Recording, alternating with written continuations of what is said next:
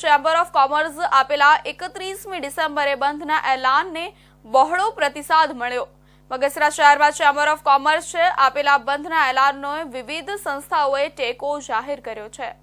અમરેલી બગસરા નગરપાલિકા દ્વારા કમરતોડ વેરો વધારાને લઈ ચેમ્બર ઓફ કોમર્સે 31મી ડિસેમ્બરના રોજ બગસરા શહેર બંધનું એલાન કર્યું। તેને ખુલ્લું સમર્થન બગસરા માર્કેટિંગ યાર્ડ વિવિધ સંસ્થાઓએ ખુલ્લો ટેકો જાહેર કર્યો હતો। એક જ માંગ કરી હતી કે જે વેરો વધાર્યો છે તે નાબૂદ કરવા વિનંતી। બગસરા શહેરમાં વિવિધ સંસ્થાઓ સાથે વેપારીઓએ પોતાના ધંધા રોજગારો બંધ રાખી આ બંધના એલાનમાં જોડાયા હતા।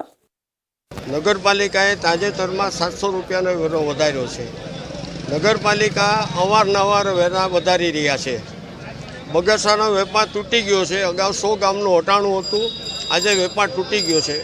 બગસરામાં કોઈ રોજગાર ધંધા નથી। બગસરાની સ્થિતિ નબળી છે।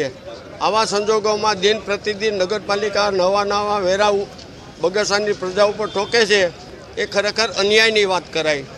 નગરપાલિકા એક જ આ ઠરાવ જે કર્યો છે એ રદ કરી શકે, બાકી સરકારમાં રજૂઆત કરો, કલેક્ટર સાહેબમાં રજૂઆત કરો, પ્રાંત સાહેબમાં રજૂઆત કરો, એમને કોઈ આ વેરા રદ કરવાનો અધિકાર નથી। માત્ર ને માત્ર નગરપાલિકા જ આ વેરા રદ કરી શકે। મારું એવું માનવું છે કે નગરપાલિકાના સભ્યોના ઘરે બધાએ રોજ 1-1 કલાક રામધૂન બોલાવવી જોઈએ અને સભ્યોને પરિવર્તન લાવવું જોઈએ।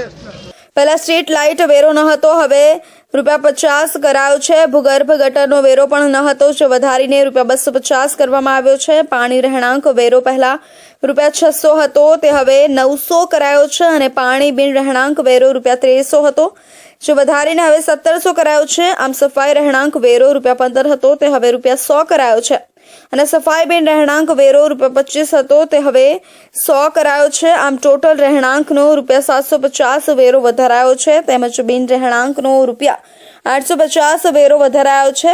વેરો વધારવા મુદ્દે અમુક લોકો એવું પણ કહી રહ્યા છે કે વેરો વધારો જરૂરી છે, પરંતુ પાલિકા દ્વારા લોકોને પ્રાથમિક સુવિધા મળી નથી રહી અને ઠેર ઠેર ભૂગર્ભ ગટરો ઉભરાઈ રહી